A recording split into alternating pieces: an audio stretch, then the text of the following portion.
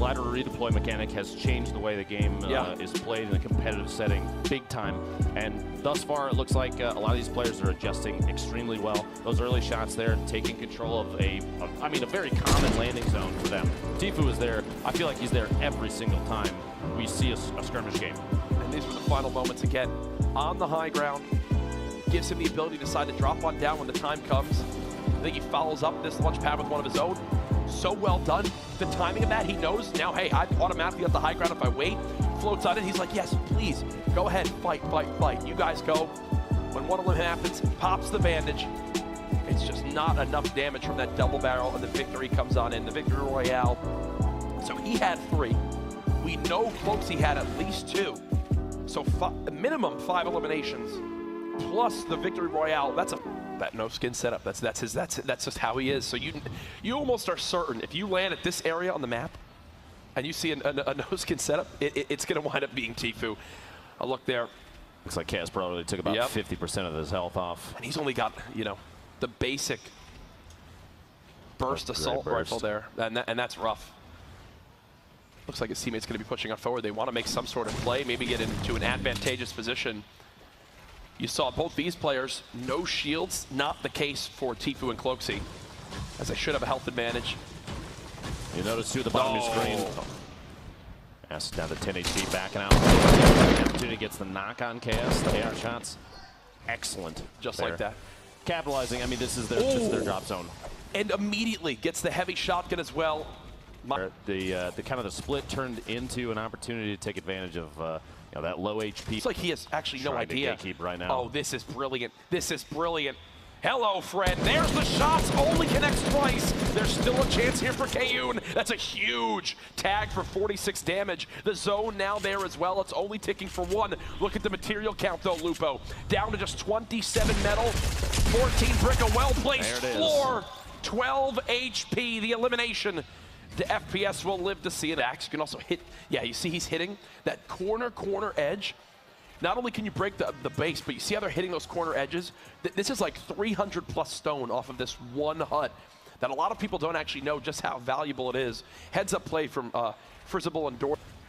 Then the money carries on to the next game and then doubles. So the next game it could be 20,000. Exactly, and it could keep going. If it happens again, then 30,000. Yes. Each game that the Mega Raid bonus is not obtained, it rolls over to the next game. And it looks like we've already had an elimination come on in here. All the vision that you would normally have. Instead, they can kind of just do a quick reset. The shots trading back and forth there. Giganza looks like he's knocked down his feet. Villix has to take an opportunity here. Sneak some shots. He's trying to edit his way out, but couldn't quite get it. Kevlar and Blue Hawk. Jeez. Securing. Look at it's just apparently it's like chug jugs just everywhere that are on the ground. I got minis on me. You hear that? Minis on me. Chug jug. I'm popping all these. Chug jugs they're a double-edged sword because late game it's real. Here comes the zone. The storm now closing. This is tough. Only 170 brick left for God. And there you go. The glide comes on in. 1 minute left on the Mega Raid bonus. Looks like he's going to swoop directly in on a team that almost had no idea that he was there, but gets caught off guard by a quick 180 shotgun. Quick couple limbs in. You see the fist bump coming on out. Icy and Okrit are there as well. The storm closing. Still, we had 66 players, now down to 59 with this one zone, and this is where the game begins to collapse quite quickly. Teams, like you said, Tfue and Cloak still on the top. He's got the heavy sniper as well. My gosh, we've seen what Tfue can do with this weapon. Just barely misses that shot. Now the Make It Rain bonus area did just end. We'll have updates for you guys at the end of the game of who winds up taking that home, or if someone winds up taking it home. Yes, that is very key. If 2 teams tied on elimination count there, it's going to roll over to the next game. Tfue gets a shot there on Flowers, gets the elimination. Absolutely 3 for this squad. That should be a point now for Tfue and cloakzy. They are on the board. Remember, Cloak got those first 2 eliminations. Eliminations at range. You'll see if we get to the late game and Tfue is built up directly next to someone, they'll use it as a breaching tool too, because it will one-shot any surface that a player builds up. Now, there's that Cloak, the Tfue and Cloak can go for the deploy on the glider there, try and get immediate height advantage in the team underneath. These guys are, they always, I feel like, have a top-down view of everybody. But big this shots on Tfue. He just got rocked right there. Gonna go ahead and pop these minis and the slurp. We'll put him at around 145 total HP in there. Great use of bandages. The slurp will, if he can get these bandages up to 75, the slurp will fully get him back at 200 HP. Cloak just protecting him right now. Do everything he can while Tfue's trying to heal back up. And it looks like there is a team pushing up immediately to the northwest. They're going to build up. Now, because of the glider change, these fights can play out a little differently than we've seen in the past. A lot different. Tfue and Cloak, if they feel like they're going to get shot down, maybe somebody's going to get the height advantage on them. I'm assuming Crit's teammate is down below at the very bottom.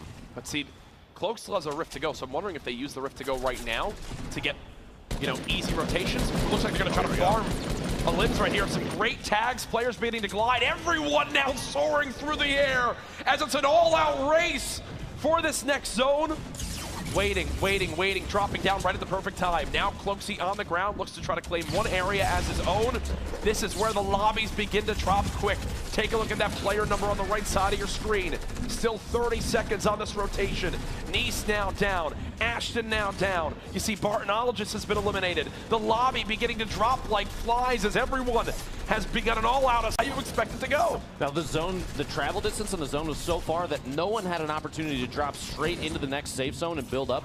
Everyone was forced into a fight there. The player count still going down. Everyone is still moving. You can see in the top left of the screen for a moment there, people still stuck outside the zone. Tfue and Cloak trying to make their way inside, building up just each layer one at a time, and even a window there in case they need to cover each other through the layers. Just trying to take as many shots as they can. This 8 damage zone. This 8 damage zone. Multiple players going down to the zone. You see your feed there. Mr. Gubber gets a double there. General Vicaros goes down. And look, only 20 players left now. Tfue gets the knock on the Mars. A great shot from Mitro, who had one of the best plays. You see 5 eliminations, and now everyone gets brought up by the Rift to go, and this will completely change it. They're going to try to just slowly float on down, ride this zone on over. You see Mitro, he's scanning the ground right now. Where's my best place? Where can I land and begin to secure some sort of area and solid footing? 5 elims from Mitro himself.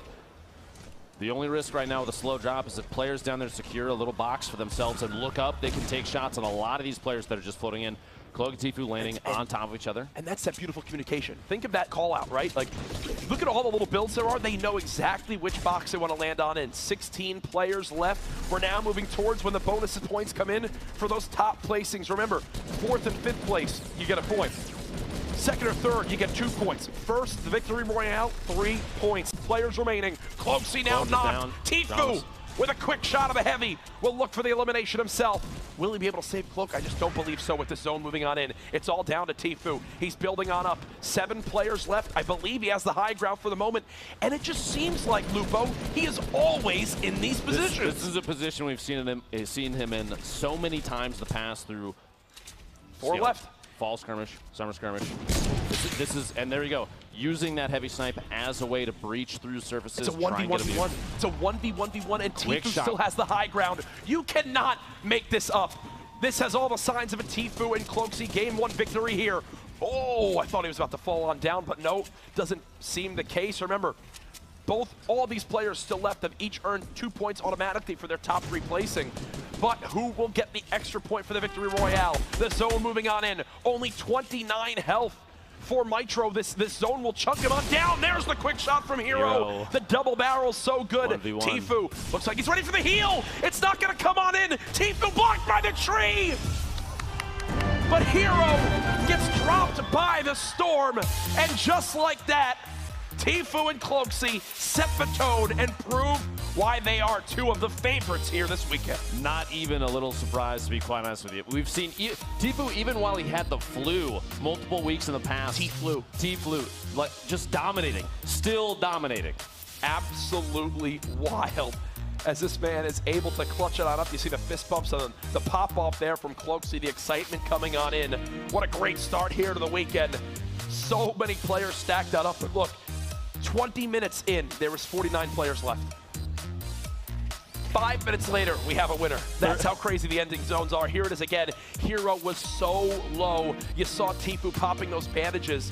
He got absolutely rocked by that double barrel, but he got the bandage off in time, didn't get ticked by the storm, and there's the celebration from Tfue. And now, you've got to think, how many points did they just earn? Did they wind up like, just dominating, still dominating. Absolutely wild as this man is able to clutch it on up. You see the fist bumps and the pop off there from cloakzy, the excitement coming on in. What a great start here to the weekend. so many players stacked that up, but look, 20 minutes in, there was 49 players left. 5 minutes later, we have a winner. That's how crazy the ending zones are. Here it is again. Hero was so low. You saw Tfue popping those bandages. He got absolutely rocked by that double barrel, but he got the bandage off in time, didn't get ticked by the storm, and there's the celebration from Tfue. And now, you've got to think, how many points did they just earn? Did they wind up getting a full 6 from that? For getting, how many limbs did they wind up finishing with? Brilliant, brilliant start from them. We'll have to check the elimination count at the end. Hopefully we can get those stats back as fast as possible. But that's got to be, that's a handful of points early. First 100%, game. 100%. In the first heat, and they're already showing why a lot of players count on them to guarantee these victories. Oh, yeah. Like you said, literally in the middle of the game. Tfue and Cloak almost always, I feel like, have that height advantage. They always have a top-down view on whoever they're engaging. Yep. The heavy snipe as a way just to take shots from a distance, a little bit of third party, every once in a while when the opportunity is. This is the moment, tonight is the night, we'll fight till it's over.